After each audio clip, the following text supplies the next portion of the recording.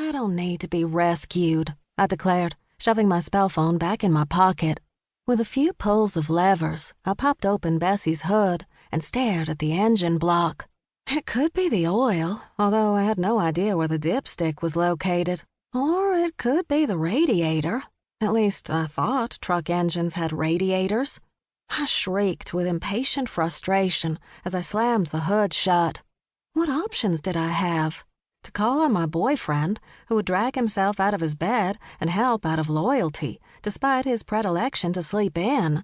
To drive my cousin Deacon's precious shiny F-150, which would definitely get scratched in the process of hauling home our bounty.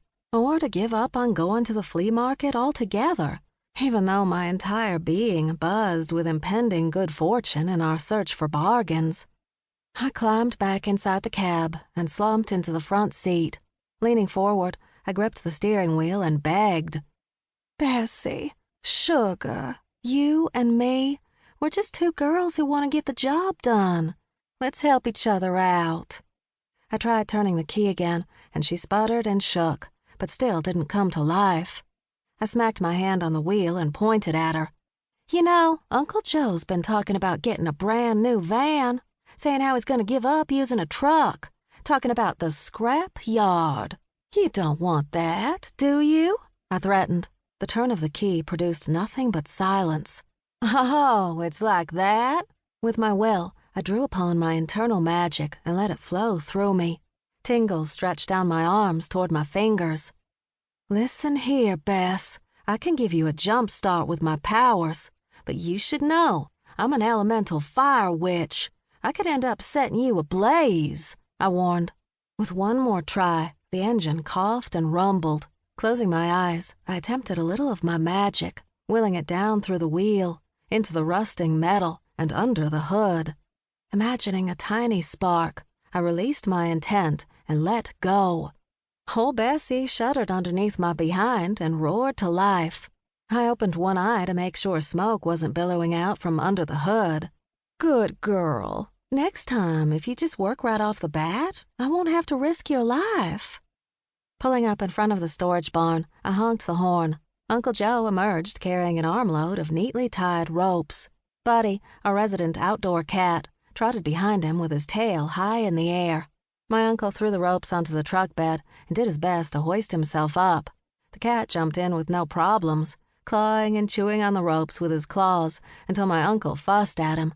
Once everything was loaded in the truck box, Uncle Joe picked up the cat and struggled his way off the back of the truck. Sweat poured down his face by the time he reached the passenger side, and he set Buddy down on the ground and took out a red bandana to wipe himself off. Okay, house next. He opened the door, and the cat bounded onto the seat. Hey, Buddy, you being a good barn kitty and keeping all the rodents and roaches from overrunning it? I crooned in a sweet voice, tickling his chin. The black and white beastie rubbed my arm with his head and meowed how much of a good boy he really was. The black smudge above his white mouth in the shape of a mustache always amused me, and I scratched his little head while I giggled, earning more purrs. That wily animal can't come with us, declared Uncle Joe. He snapped his fingers in a failed attempt to force the cat into obedience. When Buddy turned his backside towards him instead, my uncle grasped him by the scruff of his neck and drug him out of the truck, setting him down on the ground again. Stay. See you later, buds, I called out, putting the truck into gear and driving away once Uncle Joe got in.